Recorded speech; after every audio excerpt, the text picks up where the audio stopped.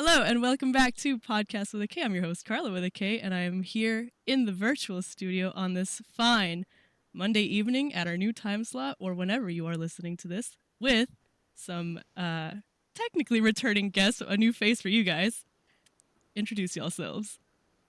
What up? What's up? We are Phatt James. My name is Chris. I play drums. And my name is Matt, and I play guitar and I sing. And then we're missing Maddie C, Maddie Craigslist. Well, it is an honor to have y'all here today, in any case. And as we said last time, we will forever mourn the absence of our missing member, which in this case, y'all have swapped out. Yes, we are collecting. We are collecting the pieces, and eventually we'll all be together for sure. I think once we have everyone in the studio at once, I don't know what'll happen. I feel like we're going to see like a second moon appear or maybe a crazy eclipse. I think so. I think for all three of us, we might have to take the trek down all the way to North Carolina to make that happen. Oh, listen, I would be completely for that. Or, every now and then I like to pop back up into the north. So if I'm ever in the area, we'll make this happen in a proper studio setting where we can make sure everyone exists. Because right now, I'm not convinced that y'all aren't the same person. You've never been in the same room at once. That's true. Well, I'll give him a hug so that way you know. All right, confirmed, real, and wholesome. Well, of course. But of course, as always, it is an honor to have y'all here. And it's been a while since we've last talked to you. So, catch us up, introduce yourself for any new potential listeners. What kind of music do you do? Give us spark notes of how you got your start into this and what you're working on right now. Beautiful. Yeah.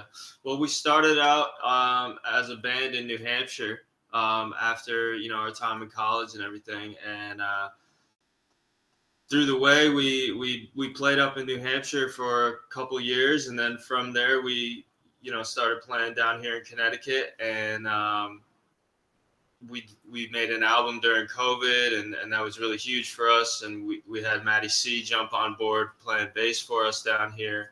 And, since we made that album, we've been playing shows and releasing some new music. Well, we're planning to release some new music since then.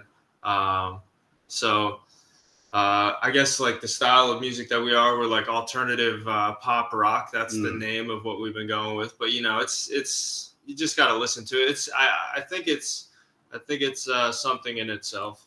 I got a bias though. Of course. I like to compare us to Chili Peppers, Red Hot Chili Peppers, Incubus, a touch, like a sprinkle of John Mayer in there. Some of his more bluesy, funky stuff. But yeah, and shout out to Maddie C. We're talking about him. Matt introduced him as Matt Craigslist at the top. We found Maddie C on Craigslist when we moved back from New Hampshire. So that's where Maddie C's Maddie Craigslist comes from. That's a little bit of new lore. I don't think I even got that story last time. Yeah. So when we moved back from New Hampshire, so Matt and I grew up in Connecticut. That's where our home base is. And our original bass player and our keyboard player were twins. Well, are twins, and they were moving to Nashville. So Matt and I came down, and we were without a bass player, and we wanted to play shows. This is maybe end of 2018, 2019, somewhere around then. So we were kind of desperate, and we didn't really have a lot of connects here yet with, local musicians and stuff. So we were like, let's put a feeler out, basically screw social media. Let's go right to Craigslist. Let's give it a shot. Yeah.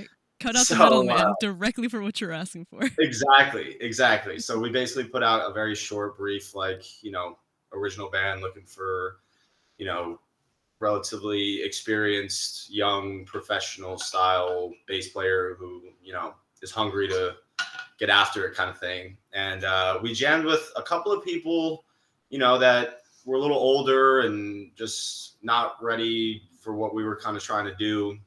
And then in walks Maddie C, and he's like barely 21. He's a little baby.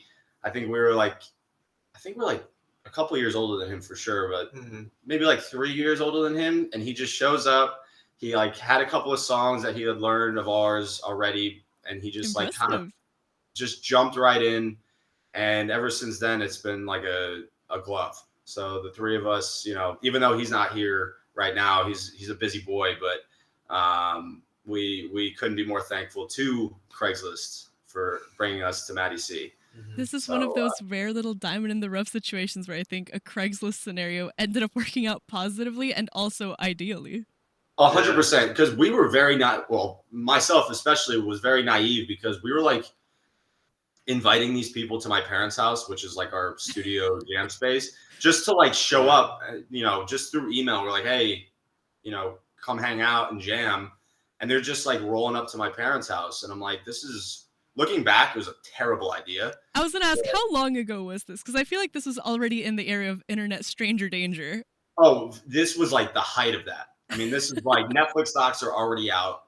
This is like deep Netflix doc territory. So this is probably like 2019, early 2019, I'd say. Because then once we got Maddie C, we started kind of ripping shows pretty hard around here in the city. And then we were slated to play a couple of really big shows like the week that COVID shut everything down. So once COVID shut down, that's when we started recording the album, and we just took over my parents' basement, turned it into a studio, and just spent as much time as we needed to record as much as we could. And we just kind of got after it. And, we learned a lot about Matty C and his playing style through that, and a lot of jams and stuff. And we, through the recording process also kind of was like writing some stuff. So that's kind of what we're working on now is, kind of really taking the vibe that Matty C brought and kind of putting it into the music, I'd say, because he's got a little bit more of an edge to his playing style, which for me, I mean, I'm a metalhead my whole life, so right. I'm let's go. So it's cool. Like the song that we're actually in the studio right now, that we're recording right now, is like a 3-minute just kind of ripper, which I'm like, let's go. That's awesome. Yeah. Y'all already getting to put in the time now. Oh, 100%. 100%. So that's what we're doing right now. Right. We don't have any shows we haven't had any shows for January. So we've been kind of ripping the studio pretty hard, and we're working with a buddy of ours that lives up in Maine. He's a kind of our engineer, producer. His name's Jack Shea, and he plays with us in our alternate ego, which is a certain shade of Phatt James, which is an Incubus tribute band that we also coined. So he comes down from Maine like once every 6 months to once every 8 months or whatever, and we'll rip a show with him.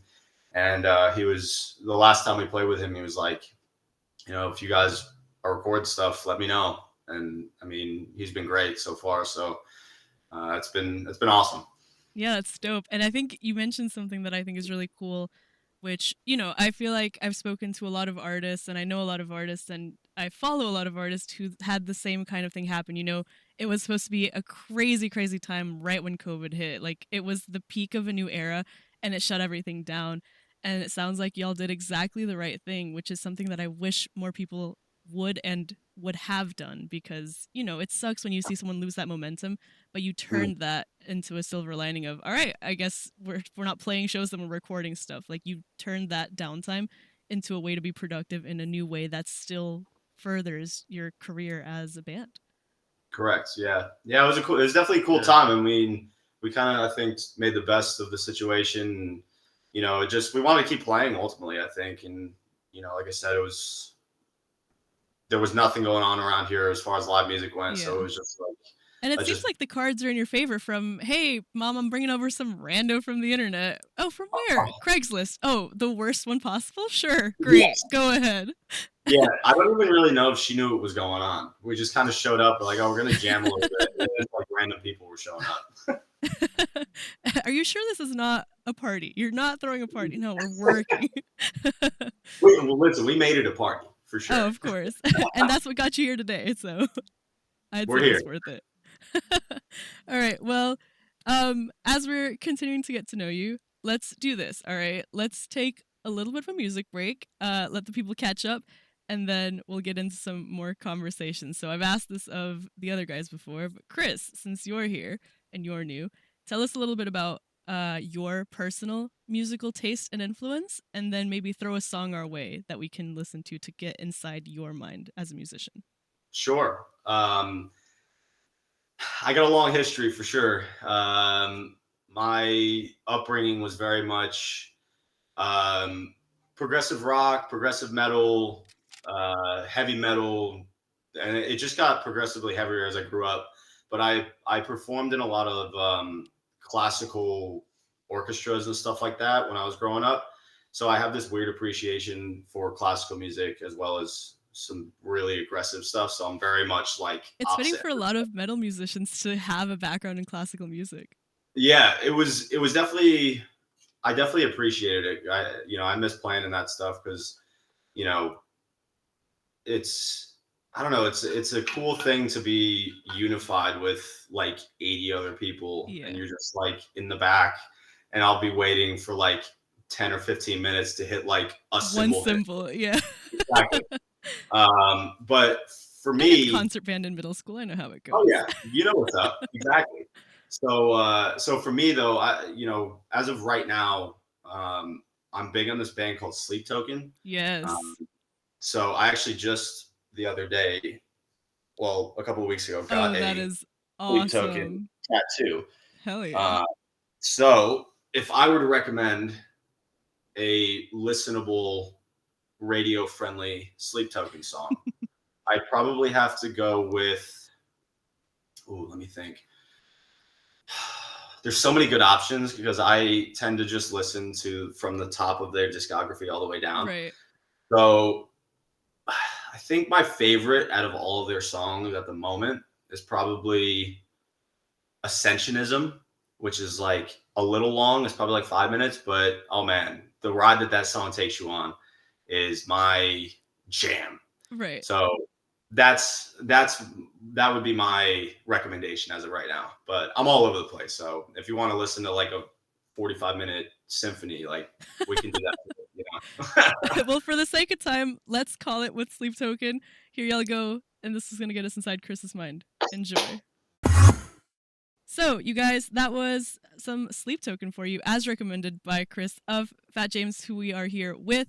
And, I feel like this really does help because you mentioned, and y'all have mentioned before, we talked about this, how the band itself has a sound that is somewhere between, Red Hot Chili Peppers, Incubus, and maybe even a little bit John Mayer. But I always find it really interesting to see where the individual musicians get their different taste of music from, because I feel like whether it's the music theory, the general vibe, the attitude the performer has, or whatever it is, it influences what you do, even if what you do is nothing like what you listen to, if that makes sense. Totally. And so now a question that I have for you, Matt, is given, for example, this right here, would you say you also listen to Sleep Token, or do you lean a different way in music? Honestly, I don't think I have listened to Sleep Token much. I definitely have seen that they are like taking off because Chris has been talking about them, and I think my phone's probably been picking up on that. 100%. And then I see it on my phone somehow, so I definitely feel like little clips of Sleep Token every now and again. And does it resonate with you at all, or do you still kind of keep your own music taste? No, it resonates with me for sure, but I think I definitely have, my own music taste still, but I need to give them more of a chance, honestly, to listen. I haven't even really heard them that well. Because I'm sure everybody says they're really good, and I'm sure they're really good if I actually listened. I have to admit, I was a little bit on the fence about giving them a try not because I'm like on purpose a hipster or anything, but I do know that they were blowing up specifically on TikTok. And TikTok viral songs tend to be the type of songs that have like, a 30-second loop that's really, really good because that's what it was made for. But the rest of the song kind of falls flat because that's not what the producer invested their time into. I feel like a lot of TikTok musicians are making stuff to go viral, not stuff to be listened to. And I just didn't know where Sleep Token would fall on this. And that was my fault and my bad because once one of my friends that was, a completely off the grid, like no social media presence at all. Hey, have you heard this band? And I was like, I've heard of it. And she's like, why that reaction? And so I had to explain this to her. But I was like, all right, fine, put me on. I'll sit here and I will not judge. And my mind was completely blown in, the time of one album. And I was like, all right. Yep. I admit I was wrong. I'm glad that you're on board with that because that's kind of the vibe that I initially gave it to because I was more intrigued by, like you said, like the clips that I saw, you know, the masks, the anonymous kind of vibe. Yeah. I kept seeing them in the news, and I was like, I don't know. I tend to stray away from the things that are super popular. I mean, I listen to like bands that have like 200 monthly Yeah. listeners, whatever, you know, like small market things. So this like was blowing up, and I was like, it's not for me. I don't know. And then they like popped up on a shuffle of mine, and I was like, wow, this is actually really good. And then I looked, and it was them, and I was like, all right, I'll give it a shot. So Right. and I was like, I need this on my skin forever now. It was that significant. Right away. Is there a band then in turn then that Matt you listen to that Chris you don't exactly vibe with, but you also kind of see here and there? Oh yeah, I'm sure. I mean, like Chris, you say you never really listened to Incubus before. Very right? true. You know, but you jive with them. I do now, and for sure. Maybe Chili Peppers, like you wouldn't probably throw on the Chili Peppers that often. I definitely don't. Yeah. But the music, the music resonates with me to a point, but it's one of those things like that, like you said, you know, I don't put it on in my free time, but if it's on, I'm in. Would you say you learn to bounce off of each other's music taste, as well as in the studio, of course, more through what you do personally, or through what you're like, this is what I'm kind of leaning towards? Like, do you see the vision, or do you see the initial target first? Wow, I wonder because I feel like it's just like it's a no judgment kind of thing. I think with our music taste, you know what I'm saying? Like, so like I don't even think about that. Like I never, like when we started jamming with Chris, like I never even thought about what his music taste was. I just like was like, let's see how this feels to play together. And you know, it is good. It is what it's not. It's awesome. You know. Yeah. Trust in your friends and in your band. Yeah. You know, and it's like, there's times where it's like that kind of influence, you know, really shines bright, you know, and like everybody's influence kind of can shine bright in the band, you know, in that way where, you know, even if they are super diverse. I mean, Matty C's kind of like, he's all over the place. He's very much all over the place. Yeah. But, you know, I think about like in Faceprint, you know, when you get your... I was just going to say. Double kick going, you know, like that's true. That's like totally like, hey, here's my influence right here. But, yeah, you know, I think it's just natural. It's like, you know, just because two people play the same type of music doesn't mean that they're going to like make the best music, you know, you know, I'm not sure. I think you guys have a really good blend though, because whenever I first listened to your stuff, I was like, oh, this sounds like this person. This sounds like this person. When I talked to y'all, specifically, I remember referencing the Red Hot Chili Peppers. And when y'all was like, yes, exactly. I was like, okay, yes, I got that right. I felt like I was studying for a test when I was listening to it. But now, like, of course, y'all's music is like in my daily rotation because I do listen to stuff that's all over the place. And for me, what's fun is kind of seeing where your music goes in a transition point from one sound to the other. Because you have songs within one album that sound nothing alike. You know, from start to finish, it's like you're taking a journey. It's like you're telling a story.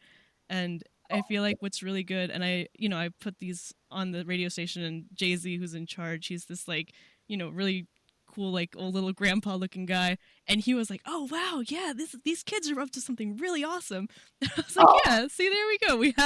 We have people finding stuff that they like in every aspect of it. I played this for like my friends and my parents, and they were like, oh, yeah, this sounds like that one band or that other band. And I was like, see, this is what I think this type of music's about, especially with like independent artists or alternative artists. Like the cool thing is that you're not pigeonholed into any specific sound. You get to do what you want, and it still sounds good at the end of the day. Yeah. Well, we appreciate what you're saying. That's huge, because that's definitely what we were going for with the album. Because I remember we were kind of sitting down, because Matt writes the music, completely, for at least like the lyrics and the chords and everything and the guitar structures and everything. Like that's all Matt. Luckily, Matt on this album for sure. But he's the game maker. 100%. So, but it's nice because like while Matt writes that stuff, he also gives us the freedom to do our own thing, right? So, like you said, like the end of Faceprint, I was like, you know, is it cool if I put a little double kick at the end here? Because it might Hell sound yeah. cool. He's like, dude, do it. Like, go for it. Right. And then, you know, but overall, like when we sat down to kind of go through the track list for the album and everything, you know, when we put all the songs together, you know, there was that kind of like, boom, here's a song that's like kind of in your face. And then the next one will pull you back. And then boom, like it's kind of all over the place, like you said, but it definitely kind of is like, you know, ebbs and flows. And then like my favorite kind of section of the album is towards the end where it goes, you know, Baby Blue is one of my favorite tracks of ours. Yeah. And I'm not on it, which is great. Cause like I remember recording that, and I remember Matt did this vocal track that like I think the second half of the song, and we did it like pretty early on. And there was a couple of parts in the beginning that we had to kind of go back and fix and stuff. And I was like, I like marked that take, and I was like, I don't care what you do with the front half of the song, but this is not changing. Like I will die on that hill. Like I don't care what it is, I will die on that hill. Right. Just like because like but it was cool. And then so from that, then you go into an 8-minute long kind of like quote unquote epic song for us. And I think, which is cool, like the title track of the album, this song that's kind of been on our repertoire for a while, kind of encapsulates like a little sprinkle of everything that the rest of the album put together, which I think is really cool because like you get a taste of like the kind of driving groove that a headline gives you, and then there's like, you know, kind of these floaty sections that you get in Wide Eyes, and then like another kind of in your face section that face print, like it's kind of all over the place. And then it kind of climaxes at the end with this giant like drumming guitar, like mesh molding kind of flowy thing. So yeah, I think it's cool. And I'm excited to kind of keep working towards that kind of a thing where, you know, because like the songs and Matt, I mean, I'll kind of fluff them up a little bit, but it's like the songwriting is unbelievable, you know. So it's like it's cool that the music can kind of support that style of songwriting, especially when like the lyrics are so in depth and, you know, well written and stuff. So it's like we want to keep kind of that, at least for me, I'd like to keep that energy going because, you know, we're only kind of, as personal musicians, we're kind of getting better as we go along. So I'd like to kind of keep that train moving, you know. Truly. Definitely. Yeah, and you know, like I said, it's definitely apparent that y'all are doing good stuff and y'all are doing good stuff together. Like you can definitely tell whenever something meshes together versus when it's one person carrying a project, or whenever it's like, you know, this is something we wanted to do and now we've invested too much time, we just got to keep doing it. Like y'all still have the same drive that y'all did in 2019 looking for somebody off of Craigslist, you know, like Exactly. That's pretty awesome. All right, so not to leave you out, Matt, give us a song to listen to now that we've hit our halfway mark. Well, yeah, totally. I was just thinking, like, I was immediately when you were talking about that, I was like, oh man, I'm gonna definitely default to like my favorite album, Californication, and I went and I looked there, and like the first song that stuck out to me there was Parallel Universe. Hell yeah. Parallel Universe, whatever. Nice. So I would say that song. That's a good one, and I feel like honestly, for the state that we live in this day and age, Parallel Universe is a great segue to take. So let's put that on. Let's groove, and then we'll be back. Awesome. All right, and we're back here on WECS with Phatt James. That was a little bit of Red Hot Chili Peppers for you, who, as if you've been listening to this or any of the previous episodes, has some influence in the band's sound as they chase a more unique alternative sound that kind of is all-encompassing of what rock is. You know, we have a little bit of metal, we have a little bit of grunge, we have a little bit of who knows, and it works, I think, really, really well. Nice. Thank you. Thank you. Of course. So I have kind of a wild card question for you guys because you mentioned Craigslist and, you know, bypassing social media. I feel like it's the hot topic. It's what everyone's talking about. And we mentioned before how social media isn't like a huge kind of concern for the band and like promoting, but you do have a presence because, you know, that's how you get the word out. My question to you is, with everything that TikTok is going through, do you guys think that will ever be something that you try to, one, pursue in having a social media presence that's kind of more for I don't want to say for the youth because it makes us sound old, but Mm. for like the newer generations of musicians, because a lot of people, as we mentioned with Sleep Token, find new bands on social media, specifically on TikTok. But as I mentioned, sometimes people who do music kind of lose sight of a song in order to try to make it go viral. Is that ever something that you think you will balance with your band and your music and your sound as it stands? You mean like, do you think we'll ever like sell out like that? I think we have our answer. But I yes. will say, Matt does a really good job. So we do have a TikTok page. It's and Matt does these like it's very like talk at the camera, sometimes motivational, sometimes just talking about the day. Which for me, like, so I post some videos on my own page too, just like playing drum stuff, like covers and whatever. So whenever Matt's face pops up my TikTok or whatever, I'm always like, let's go, let's check it out. And it's always great. I mean, it's like, it's very like, there's occasional like promote the music videos and stuff, but I don't know. I think it's cool that with social media, like nowadays, there's different avenues you could take as musicians instead of just doing like the cringy, I'm going to dance and lip sync my song kind of thing. I think it's cool. Like, you mean we're not getting choreography for White Eyes? I mean, listen, if you want me to get up and dance real quick, like I don't know if you want that, but we can make it happen. I think it could go viral. Yeah, maybe. But I think there's like a cool dynamic with being vulnerable on social media these days, because it's not an easy thing to do. I mean, to talk to a camera and potentially send it into the void, and it could take off, it could not, and people could be nasty with you and whatever, like you don't know.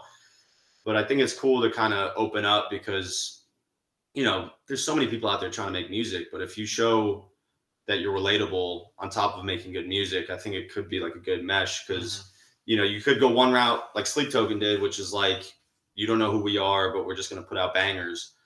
Or, you could be like, what Matt's trying to do, what we're trying to do is just like, here's who we are. We also make music.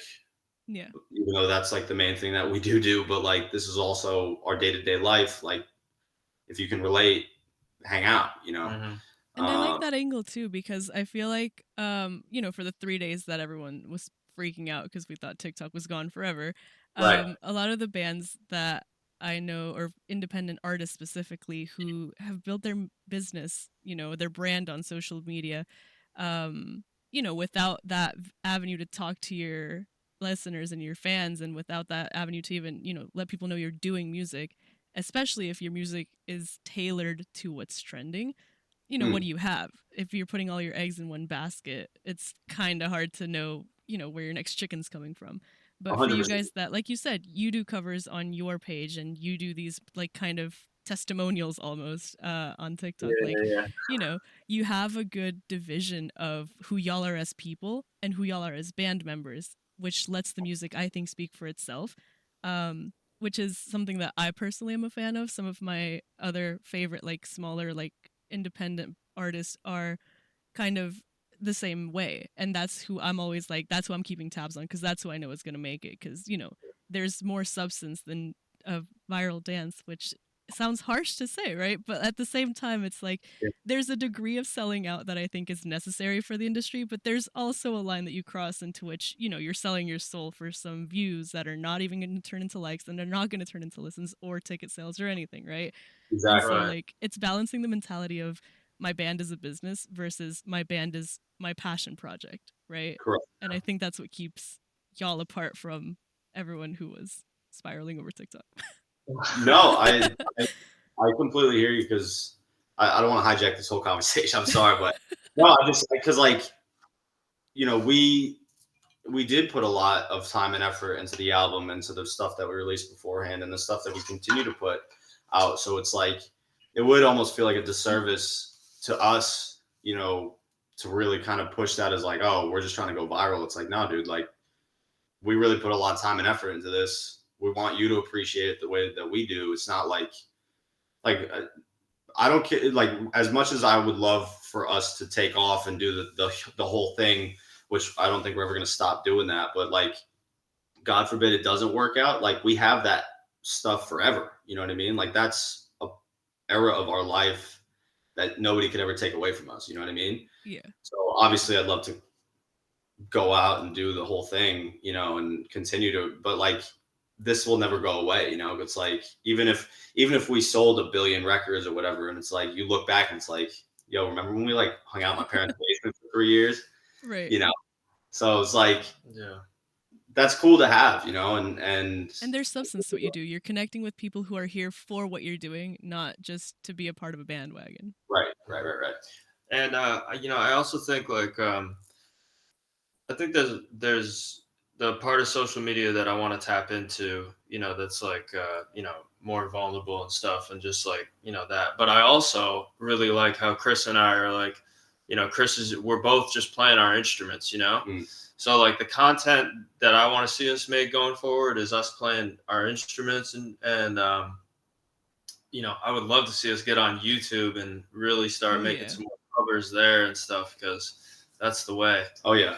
Yeah, and YouTube is coming back in a big way right now, especially because, you know, the future of every other social media platform is so unknown and owned by 3 people. Right. No, 100%. Totally. Yeah, because we did that a couple of years ago. Back like right when we started doing the album, we recorded a Highly Suspect cover. Mm-hmm. Like, that was so fun. It was just like a multi thing of like different angles of us, and like Matt was in his room recording, like, you know, playing over the guitar track, and then, you know, there's me in the basement recording over the drums, and then Matty C's like in his room, and then there's Matt before, like, I built a vocal booth at my parents' house. It's just like him singing into a blanket. You know, like, you know, it was just like, it was cool. Yeah. It's like such like a cool vibe. You know, it was such a fun part of our life that I would love to keep doing that, because especially like Matt and I have kind of learned how to kind of push out quick content with social media and like make it sound halfway decent, right, with our instruments and stuff. So to be able to kind of like do that together, I mean, we could bang stuff out daily if we needed to, you know. It was just like, it'd be cool to kind of collab on some stuff and be like, oh, those guys actually playing a band together. They're not just like 2 TikTok guys just like collabing on stuff. They're like, oh yeah, those guys are actually like, they're the real deal. They're in the same room. They're hugging each other. You know, we're being wholesome. Wholesome, dude. That's what we're going for this year. We can do some really cool clips, especially with some pedals I have. Oh yeah, and then we could also, on top of the musicianship part, we could also make some really great, just talking at the camera, fast clips. Like, we've done that before. We did some great promo stuff for a couple of shows. Where Matt and I are just goofing around, and it's definitely good. And we'll get Matty C in there. We'll get him from out from the shadows and get him. But he likes being a little mysterious, I will say. Yeah, he likes kind of showing up and just absolutely killing it, and then just like disappearing. He's Batman. He's basically Batman. Literally, Matty C is Batman from Craigslist. Craigslist Batman. That's what we're gonna call it. That's got to be the name of at least a song, if not an album. I'm telling you. I think that needs to be a T-shirt for sure. Dude, if that becomes merch, I will be first in line. That is hilarious. Guaranteed. It's gonna be a picture of his face on the front, and then on the back, it's just gonna say Craigslist Batman. Craigslist Batman. That's See, beautiful. This is what I'm talking about. This is the content that the people need. See, this is it. TikTok, you heard it here first. See, and so I think it goes without saying, I feel like your sound is not something you would compromise with just trends and virality, but I feel like you have not just the know-how, but also the personality for, you know, being able to essentially market yourselves as musicians, but also as people. Like you said, like the promo that does the best is just y'all being goofy, and that's kind of it. Yeah, we did. Remember the rap that we did for the Toad show? Yeah. So Matt has a great rap voice, like a really great rap voice. We actually have a B-side to a single that we put out in 2020 that has a rap on it, so you can check it out. Okay. What Matt's rap voice sounds like. But so we were promoting a show that was going to be the week of COVID that got shut down. It was going to be a huge show for us, whatever. So we were at my parents' house, and we had just gotten this giant stack of like tickets to sell or give out or whatever, you know, to promote the show. So I don't know, I used to make like really awful rap beats. So I had this one that like actually wasn't terrible. And Matt was like, oh, I could rap over that. And then I saw this stack of tickets, and we like came up with this thing. It was like stacks on stacks. And we made this rap, and it's deep on our Instagram if you really want to go find it. And there's like a video, and it's like a minute long, and it's just Matt rapping with like us just being kind of like gangster rap, like throwing tickets, like making it rain with tickets. It was honestly, it was great. It was a really great promo for a show that never happened. Honestly, we'll link this in the description box. The show that never was. Exactly. We might need to like bring that promo back and just dub over for tickets for our other shows. Listen, or like the album, just like the Siri voice over the part that you're restating. Yes, exactly. Yeah, so we have fun with that stuff, but I'm excited to do more of that because, yeah, like you said, I mean, I don't know if TikTok is going to make that resurgence after this whole thing, or if it's going to be YouTube Shorts, or if there's going to be another app to come out of nowhere. It's like we might as well just bang out some YouTube stuff because that's always been around. And YouTube's been consistent. YouTube has been the way. Right. So sure. I'm excited for that. That'll be a lot of fun. Definitely. And I feel like it's also a bit of a dawn of a new era in which people are kind of seeking out long form content. I've seen more people care about, like, for example, the VMAs, you know, like people are getting back into like storytelling through music videos instead of just like showcasing the latest Lamborghini, right? Like people are actually putting effort into, you know, I guess storytelling might just be the best word for it, because I think what people are looking for now more than ever is a way to connect, right? Like we're all very much in our own bubbles, and even without COVID, we were kind of heading there anyway, in which everyone's like on their own track. It's easier to be online than go outside. And so I feel like what people are looking for is like a sense of companionship, even if it's, you know, completely one-sided, just to be able to relate to something that you're watching, be like, oh man, that's awesome. Like I had a story like that with one of my friends. Or if it's living vicariously through somebody else, you know, not everyone can be a rock star, but it's cool to see a rock star be a person. No, for sure. It's funny. Like there's a couple of people that go to my gym that like wear the Phatt James merch out on the floor gym, and like they'll always ask like, "What are you guys up to? What are you guys doing?" And like, you know, because like this one guy Jack, who's a very good friend of mine, he he wears this. He's a very built big guy. And he wears like a Phatt James cutoff and everything, and he's just kind of out there doing his thing. And he's just like, he's got like 3 kids, and he's just like, dude, I'm living through you, man. Go after it. Go chase the dream, brother, because I'm living through you, man. You got to do it for me now. And listen, they're saying 30 is the new 20. So I feel like, again, 100%. This is the dawn of a project, and you have the interest and you have the years behind you of doing this. Like you have all of the knowledge. And I think if anything, COVID wasn't a setback for y'all. It was kind of a reset. Y'all can kind of hit the ground running again. Like it's all just smooth sailing from here at this point. Definitely. I appreciate that. Yeah, that's huge. Yeah, 100%. So tell me then, like I said, we've talked about some of these questions before, but I'm trying to make sure that we get all of our answers, plus keep a little bit fresh. All right. So you said you're working on music. I'm assuming y'all are trying to do shows again, right, in the future. Have your goals changed at all? Like what is your dream show, dream venue? Where do you want to see the band in, let's say, 5 years, which is the dreaded question? Nice. Totally. No, I definitely want to see us playing some more shows here. This specifically right now, I'm thinking about like getting us onto as many festivals as we can for the summer. That would be great. Luckily Erica's hooked us up with some people to contact. And then, making music, recording music. We still have a lot of music that's like, we've kind of just like we have songs that are kind of instrumentals, or they're just almost finished or something like that, or songs that are done that we just have to record, that I just want to just see us keep recording, and just keep making music, keep making content online and everything like that.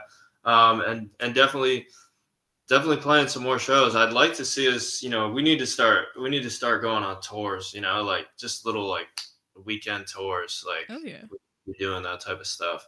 So I'd like to see us playing more around this area in like New England and like, Boston, and we got some friends up in Vermont and stuff like that. So, and luckily you're in a really great area where everybody knows somebody. What's that? Say that again. Sorry. You're in a really good area because where y'all are at, everybody knows somebody. It's really easy to spiral your way outwards and take over. Totally. Yeah, exactly. So yeah, we should really get focused on playing live, because we have a lot of potential there. We've kind of gotten, we've kind of gotten into the studio and everything like that, but we should really tap into playing live more, and we will do that going forward, because we're thinking about some new things now. So I'm excited to, use this time in the winter to get after that stuff, and then by the springtime be ready to get after it, hit the ground running. Yeah. Hell yeah. And I mean, listen, the Warped Tour is back as a festival now. Who knows? Y'all be on that in 5 years? I'm counting on it. Yo, don't tempt me with a good time. Yeah, that would be awesome. That's what we're trying to see. Yeah. Awesome. A new TikTok short every day, like adding the Warped Tour until they put us on the ticket. Listen, I mean, we could do it. We might make the first one right now.